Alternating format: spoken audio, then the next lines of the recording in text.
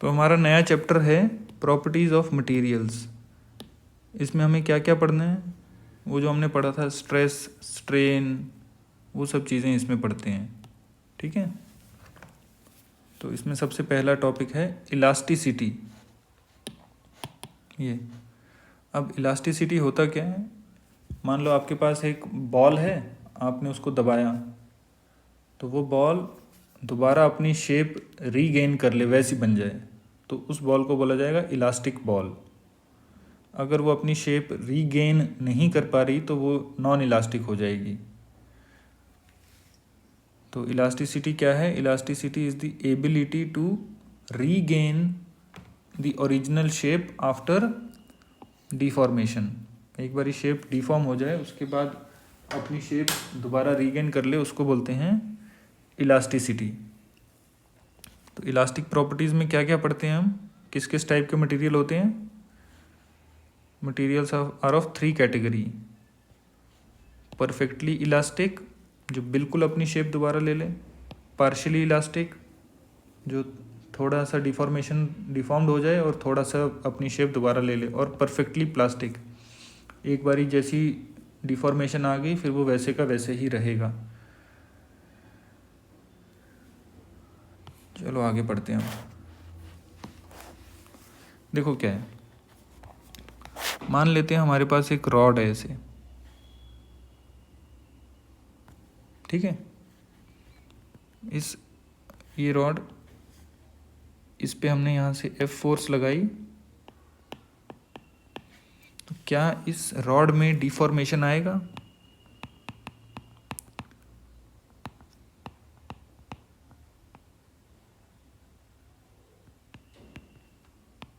No, rod आगे चली जाएगी, है ना। रॉड यहाँ से उठ के यहाँ पहुँच जाएगी, थोड़ी देर बाद यहाँ आ जाएगी, फिर कुछ देर बाद हम देखेंगे तो रॉड यहाँ चली जाएगी। क्यों? क्योंकि फोर्स लग रही है। अब यही रॉड थी और इस रॉड को हमने यहाँ से दीवार से बांध दिया, पिवट कर दिया, और अब फोर्स लगाई। Now will this rod deform? Answer is yes. अब क्या होगा, रॉड थोड़ी सी पतली हो जाएगी और लंबी हो जाएगी, है ना, ऐसे हो जाएगा।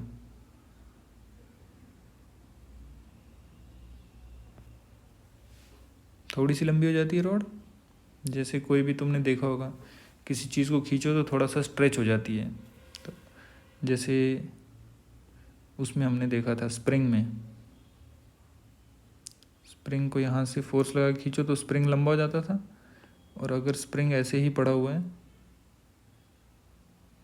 और फोर्स लगाएं तो क्या लंबा होगा? नहीं होगा, क्योंकि बंधा हुआ नहीं है, ये बंधा हुआ है यहाँ पे, ठीक है। तो इस केस में हम क्या डिफाइन करते हैं? Here stress develops in the rod में स्ट्रेस आ जाएगी। जैसे तुमने भी कभी देखा होगा, जब पढ़ाई करे जा रहे हैं, दिमाग लगा रहे हैं, थोड़ी देर के बाद सर में दर्द होती है, स्ट्रेस आ जाता है, अरे भाई स्ट्रेस आ गया है बहुत, आजकल बड़ा स्ट्रेस है, एग्जाम्स का स्ट्रेस है ना। वैसे ही इस रॉड में भी स्ट्रेस आ गया। अब स्ट्रेस को डिफाइन कैसे करते हैं? स्ट्रेस इज इक्वल टू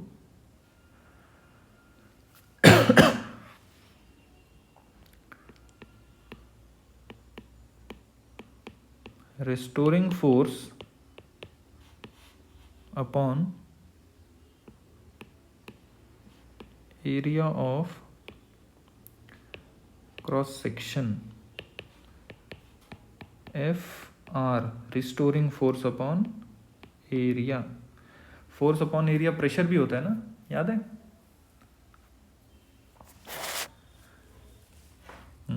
अब देखो, अब अगर तो रॉड को हम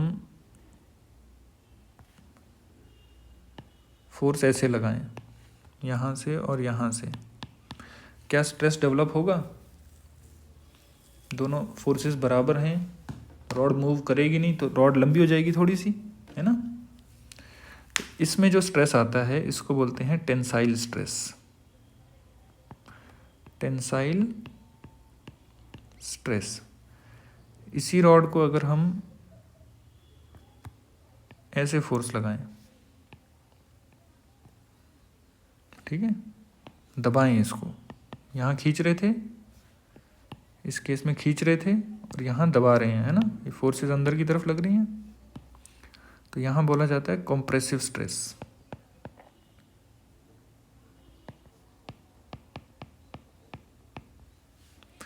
ठीक है, फॉर्मूला वही रहेगा, यहाँ पे स्ट्रेस आ जाएगा restoring force upon area of cross section, यहाँ पे भी स्ट्रेस वही आ जाएगा, restoring force upon area, but नाम अलग है, यहाँ टेंसाइल बोला जाता है, यहाँ कॉम्प्रेसिव बोला जाता है। ठीक है, मान लो अब तुम्हारे पास ऐसे एक स्क्वायर प्लेट है, ठीक है, और इसको नीचे से बांध के रखा है, यहाँ से बांधी हुई है ये फिक्स्ड,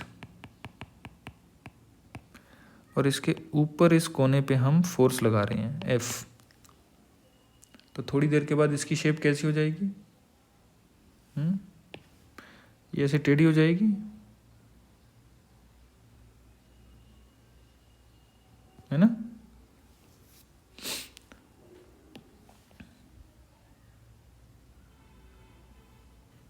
इस पे लिख लो तुम, बॉटम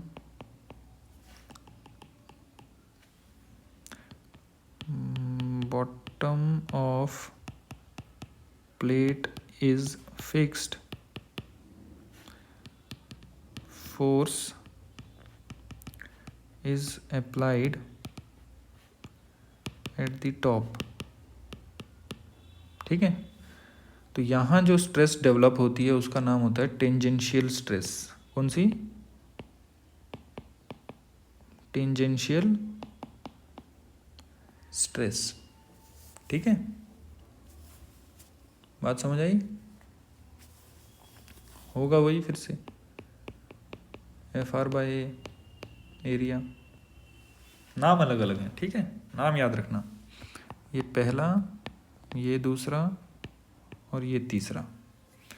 यहाँ पे क्या होता है, प्लेट, स्क्वायर प्लेट थी आपके पास, वो थोड़ी सी टेढ़ी हो जाएगी, कुछ थीटा एंगल मूव कर जाएगी। ठीक है, अब देखो, अब हमारे पास था प्रेशर और हमारे पास है स्ट्रेस। प्रेशर होता है फोर्स, कौन सी force?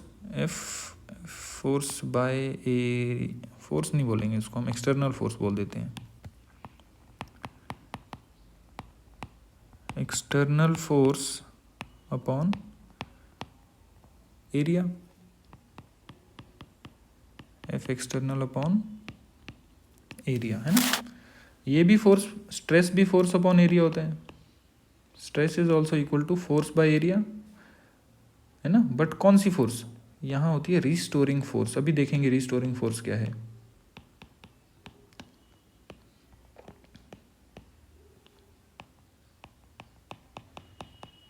F R by area.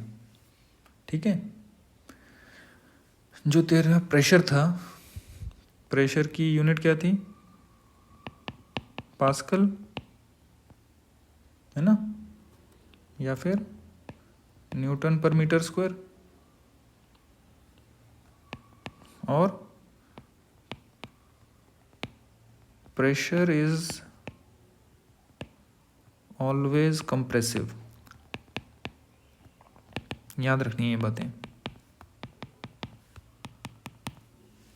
ठीक है। Pressure is always compressive. ये देख, यहाँ पे जो स्ट्रेस थी, क्या यहाँ कंप्रेसिव है? नहीं, सिर्फ इस केस में कंप्रेसिव है, इस केस में कंप्रेसिव नहीं है, बट प्रेशर कंप्रेसिव होता है, प्रेशर दबाता है हमेशा, बट स्ट्रेस हमेशा दबाएगी ऐसा ज़रूरी नहीं है। ठीक है, जैसे एग्जांपल ले लेते हैं,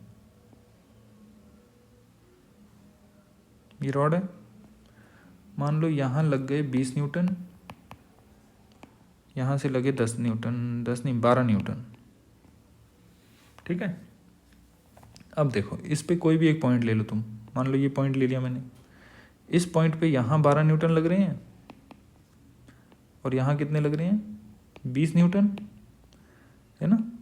यही पॉइंट P, इसको देखते हैं इधर, इस पे 12 लगे इधर और उस 20 में से 12 इधर और 8 न्यूटन इधर, है ना।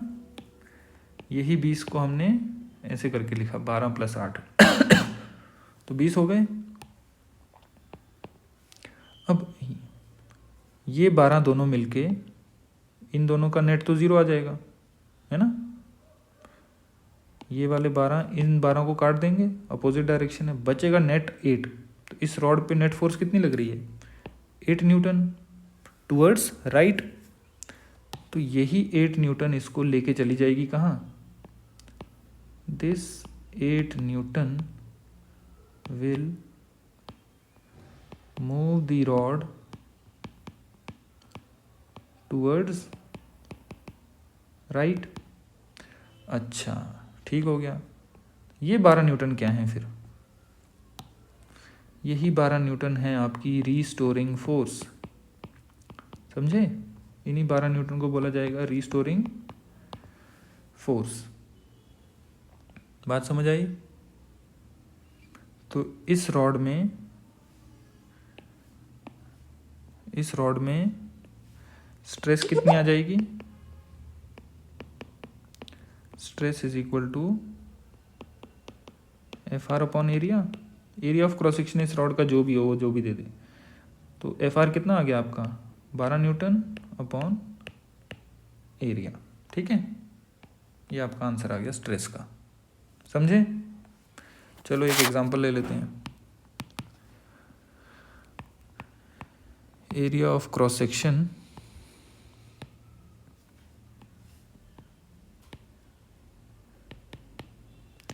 Of rod is 1 metre square. ठीक है, तो फोर्स ऐसे लग रही है,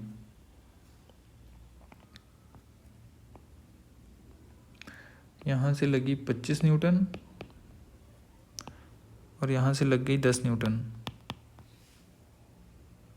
आपको बताना है find stress, find stress developed in the rod. तो स्ट्रेस डेवलप कितनी हो जाएगी, कैसे लिखेंगे। इस पॉइंट P को ले लिया, इस P पे 25 इधर लग गए, 12 इधर लग गए, तो क्या लिखूंगा मैं, इन 12 न्यूटन के अपोजिट यहाँ 12 न्यूटन और इन 12 में 13 और प्लस करेंगे तो 25 हो जाएगा। तो ये 13 न्यूटन क्या करेंगे, responsible, this 13 newton is responsible to move the rod towards right, है ना। और ये दोनों 12 मिलके क्या बना रहे हैं, रीस्टोरिंग फोर्स, है ना। यही बनी रीस्टोरिंग फोर्स। तो स्ट्रेस कितनी आ गई, stress in the rod it is equal to FR upon area. FR आ गई 12 न्यूटन, एरिया 1 मीटर स्क्वायर, तो आ गया 12 न्यूटन पर metre square is my stress, समझे। बात समझ आई। चलो आ जाओ फिर से प्रेशर और स्ट्रेस के डिफरेंस पे। प्रेशर क्या है, प्रेशर इज स्केलर, और स्ट्रेस क्या है? स्ट्रेस इज टेंसर, मतलब have direction but does not follow vector laws. Vector के लॉ फॉलो नहीं करती बट डायरेक्शन होती है इसकी। ठीक है, बात समझ आई? चलो देखो,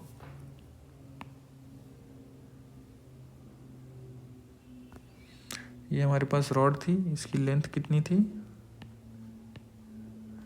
L। ठीक है, आपने रिस्टोरिंग फोर्स बना दी इसमें FF। बात समझ आई? अब जैसे ही FF लगेगी तो ये रॉड थोड़ी लंबी हो जाएगी।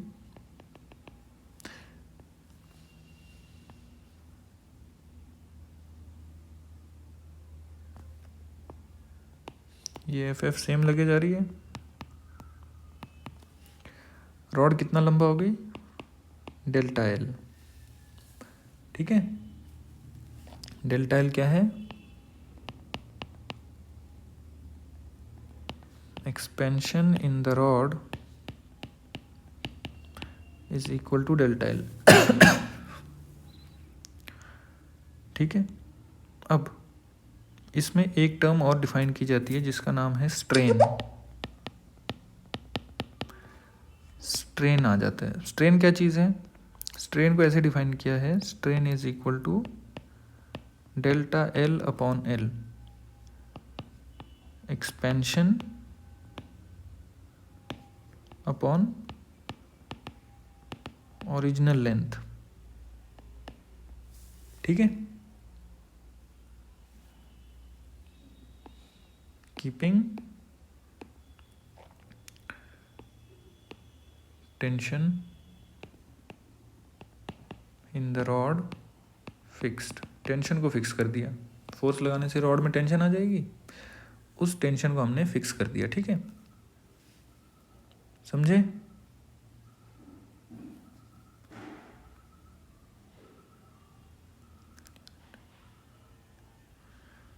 अब देखो, ये तो रॉड थी, मान लो आपके पास एक स्क्वायर प्लेट है, आपने इस पे फोर्सेस लगाई हर तरफ से, तो ये बड़ा हो जाएगा थोड़ा, है ना? तो यहाँ स्ट्रेन कितना आ जाएगा? स्ट्रेन इज इक्वल टू ये जो आया यहाँ पे एक्स्ट्रा एरिया एक्सपेंशन वाला, डेल्टा ए। ओरिजिनल एरिया था A, तो इसको लिखेंगे डेल्टा A अपॉन A। ठीक है, इसको बोला जाता है एरियल स्ट्रेन। एरिया में स्ट्रेन आ रहा है ना? फिर आपके पास एक बॉल थी, अब वो बॉल आपने कुछ करके बड़ी कर दी, फोर्सेस लगाई, खींचा बॉल को, बॉल बड़ी कर दी।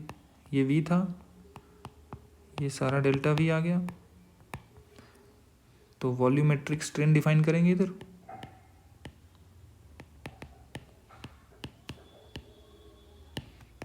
कितना आ जाएगा? Delta V upon V।